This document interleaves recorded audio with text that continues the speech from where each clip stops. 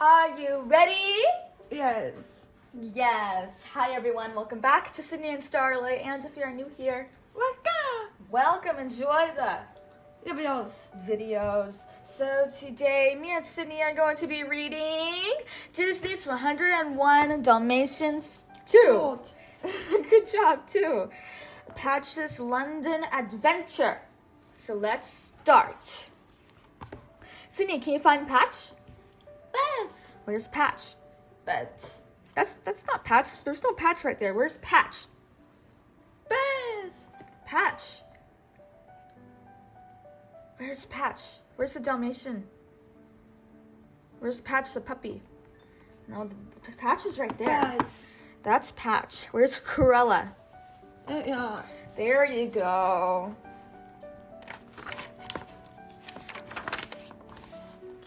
Pongo and Perdita shared a small London home with a rather large family. Oh my gosh, our dogs are weird right now. It consisted of their pets, Roger and Anita Radcliffe, Nanny the housekeeper, and 99 Dalmatian. What does this say? Puppies. Puppies! The puppies liked being part of a big family, but someone had to be last, and that someone was usually Patch. Can you say Patch? Buzz. Patch. This happened one night when Roger called. Is everybody ready for the show? All the puppies raced into the living room to watch the Thunderbolt Adventure Hour. Little Patch was last. He squeezed in just in time to hear, starring Thunderbolt 1, the one-of-a-kind Wonder Dog, and his trusty sidekick, Little Lightning. Can you say Little? Yo-yos. Lightning. Make. Little Lightning. In this episode, little wholesome Tommy was tied to the smokestack of a runaway train. Hold on, Tommy, Thunderbolt's coming, Patch shouted. He leaped closer to the TV to watch Thunderbolt save the day. Patch wished he could be a one-of-a-kind hero just like Thunderbolt. After the show, it was time for bed, but Patch stayed in the room long enough to hear an announcement talk about auditions for the Thunderbolt show. If you think your pooch has what it takes, just follow a K9 Crunchy's truck down to tomorrow's auditions. Can you say auditions? What is this? Patch couldn't believe his luck. Dad, I just gotta see Thunderbolts tomorrow, he shouted. But tomorrow is moving day, Pongo reminded his son. The whole family was moving to the country. Nanny put a new dog tag around Patch's neck, saying happily, Cherry Tree Farm. Why, I imagine it's the most splendid farm in the whole country. Everyone else was happy about the move too. Perdita added, and best of all, we'll be miles away from that evil, ugly monster. Can you say monster? Yeah. Monster! Perdita was talking about Cruella de Vil, the woman who had once kidnapped the puppies. Cruella still loved Spots. In a nearby art gallery, she was staring at a moth in the house distracted me. Oh my god. Okay. Where was I? She was staring at a painting of a single spot. Where is the artist? I simply must meet him, Cruella demanded. She hoped spotted arts would make her forget about spotted fur.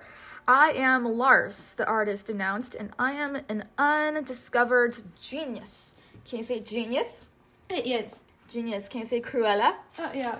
Cruella.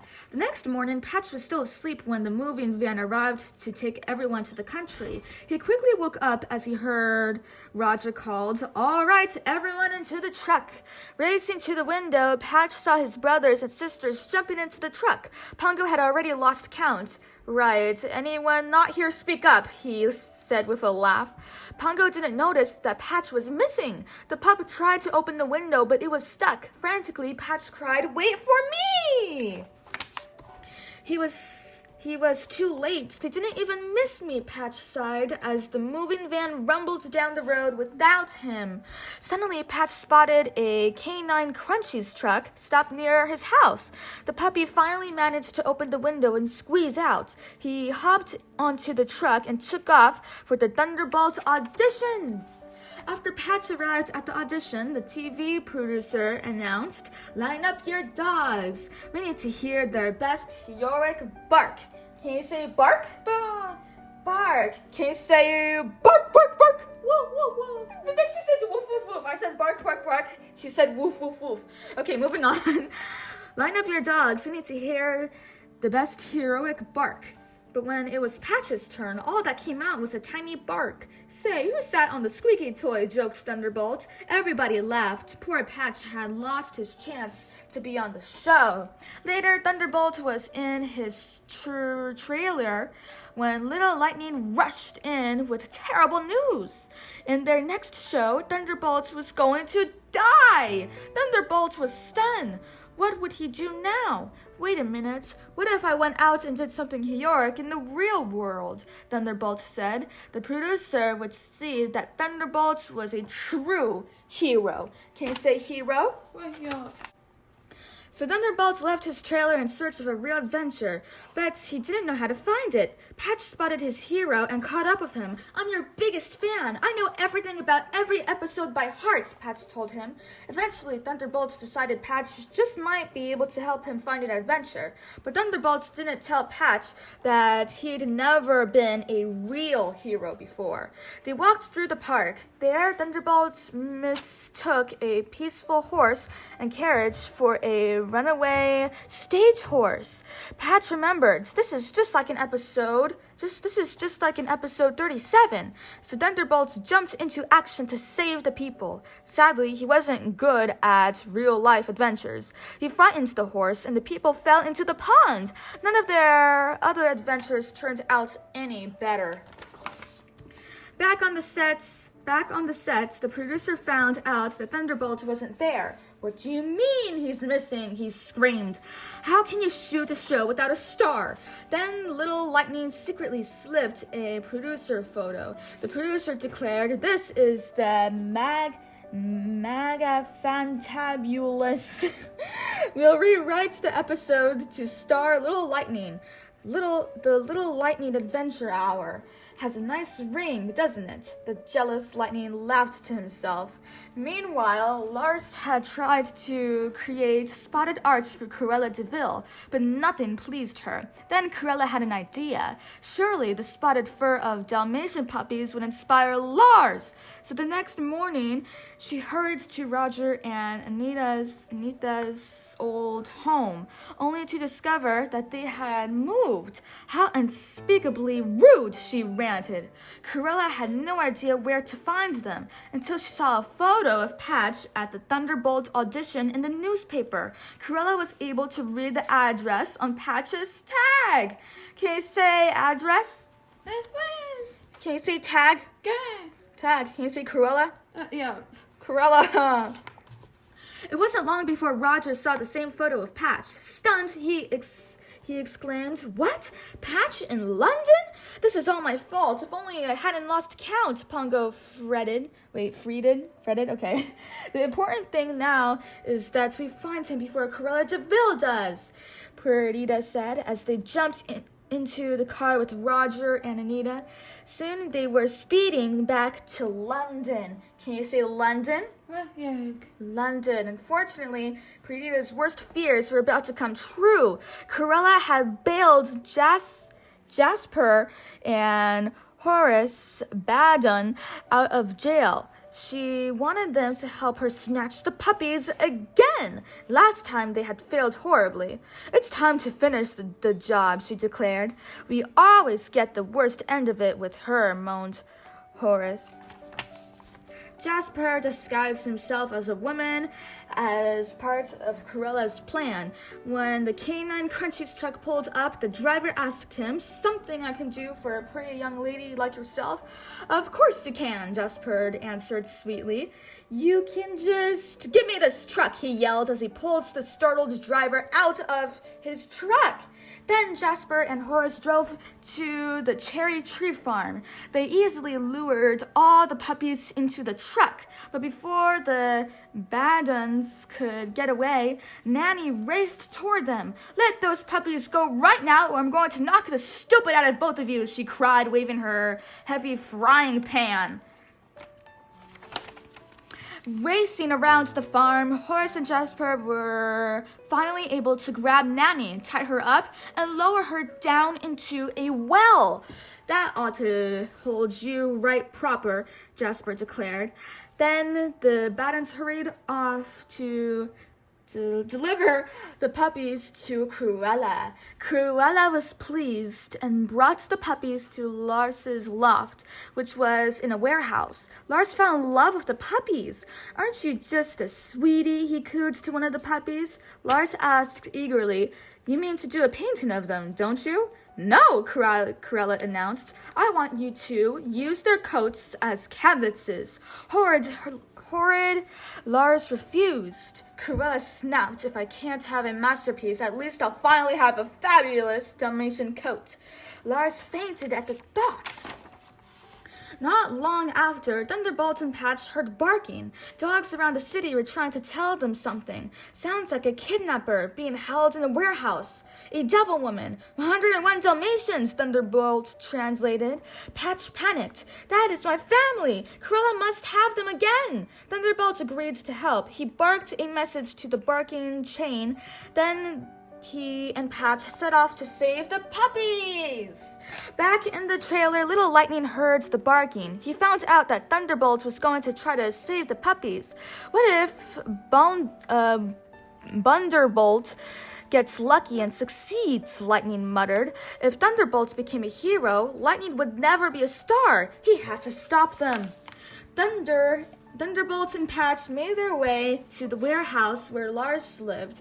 Lightning was waiting for them. "Lightning, what are you doing here?" Thunderbolt asked, surprised. "That you might need a bit of help," Lightning fibbed. Thunderbolt jumped onto a fire escape and climbed to the roof. Patch and Lightning followed. From the roof, Thunderbolt and Patch leapt through the skylights and down into Lars's loft. The other puppies were amazed. "It's Patch, and he brought Thunderbolt," exclaimed Lucky. But then Cruella knocked out Thunderbolt. She picked up Patch. "If it wasn't for you, I'd never have found your brothers and sisters. Now I have you all," she laughed wickedly. Can you say wickedly? It is. It is. When Thunderbolt woke up, he was locked in a cage with Patch. Then Thunderbolt saw his trusty sidekick outside the cage. "Lightning, little buddy," the big dog whispered. "I am not your little buddy," Lightning sneered. "And you're no wonder dog." Patch didn't understand. Thunderbolt was a real hero. Lightning explained, "He was lying to you all day, kid. He was just trying to get his name in the paper and save his job." Patch was confused. "You lied to me?" he asked. Thunderbolt admitted, "I put on an act. It's what I do." Then Thunderbolt turned away ashamed. "I'm sorry, all right? I'm not a real wonder dog. I just acted like one once." Patch didn't know what to do now. Patch admitted sadly to all the puppies, "I am just one of 101. I'm sorry, this is all my fault." Then Patch remembered a TV episode when Thunderbolts got out of a cage just like the one they were in. Patch sprang into action and opened the latch. He quickly freed his brothers and sisters. "Okay, you guys, come on, stick together and be quiet," Patch warned. Thunderbolt was too embarrassed to follow. Patch couldn't wait. Just in time, he led his brothers and sisters out of the loft. When Cruella discovered that the puppies had disappeared, she was furious. "You let them escape," she yelled at Horace and Jasper. Cruella rushed for the door. The Mutts must already be downstairs. On the street, Patch spotted an empty double-decker bus whose driver had gotten off to buy a newspaper. Patch sneaked the puppies on board. "Come on, we're gonna hitch a ride," Patch urged. The puppies accidentally knocked the bus into gear. The bus rolled away down the hill. "There they are," Corella screams. "Get them!" Corella jumped into the Canine Crunchies truck and Horace and Jasper. With Horace and Jasper. Is it Horace? I think so. Horace. The runaway bus roared right through the middle of London. Brave little Patch did his best to steer the bus as Corella and Baddens came closer and closer. Meanwhile, little Lightning was ready to film his first big scene. The producer said, "Okay, quiet on set. Action!" Just then, the Dalmatians bus crashed through the set. Wholesome Tommy jumped away, but Lightning ended up plastered to the front of the bus, holding on for dear life. Patch finally managed to stop the bus before it crashed in an alley. Lightning promptly fainted. Then Patch directed his brothers and sisters to the open windows of a building. "You go ahead, I'll hold him off." "Somehow," he said as Corella, Horace, and Jasper closed in. But little Patch was no match for Corella and the Baddens. No one could save Patch now except Thunderbolt. Patch was amazed. Thunderbolt winked. "Come on, I always arrived just in the nick of time." Corella grabbed a tire iron from Jasper and swung it at Thunderbolt. Thunderbolt fell down. Lightning raced over. "Do not mourn when I am gone. Goodbye, old friend," Thunderbolt whispered dramatically. Thinking fast, Patch released the brake on the bus. It rolled down the alley, and at the last minute, Thunderbolt jumped aside. He wasn't dead. He's been acting. But the runaway bus forced the villains to jump into a river. The police soon arrived with Nanny. "There they are. Those are the ones," Nanny shouted. Horace and Jasper pointed at Corella and cried, "She made us do it." The police hauled them all away. Roger, Anita, Pongo, and Perdita were happily reunited with Patch and the other puppies. "We missed you very much, Patch," Pongo declared. Then Pongo thanked Thunderbolt. Patch was amazed when Thunderbolt said, No, it was your son, Patch." He looked at the pup and said, "You're a real one-of-a-kind wonder dog." Pongo added proudly, "You always were, son." Thunderbolt went back to being a TV star, but now he had a new junior deputy, Patch. They continued to save people with help from all the other Dalmatian puppies. And once Patch finally realized he was definitely a one-of-a-kind dog, he no longer barked like a squeaky toy. The end. So that is it for today, everyone. We really hope you all enjoyed it, and we'll see you all next time. Bye-bye. Bye-bye. You get your favorite page.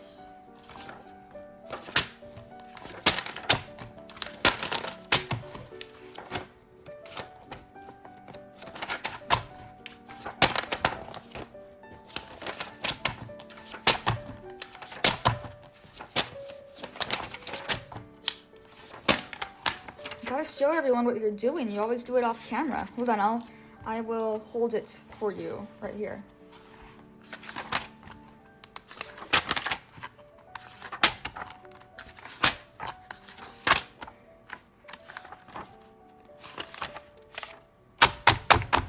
It's a very good page.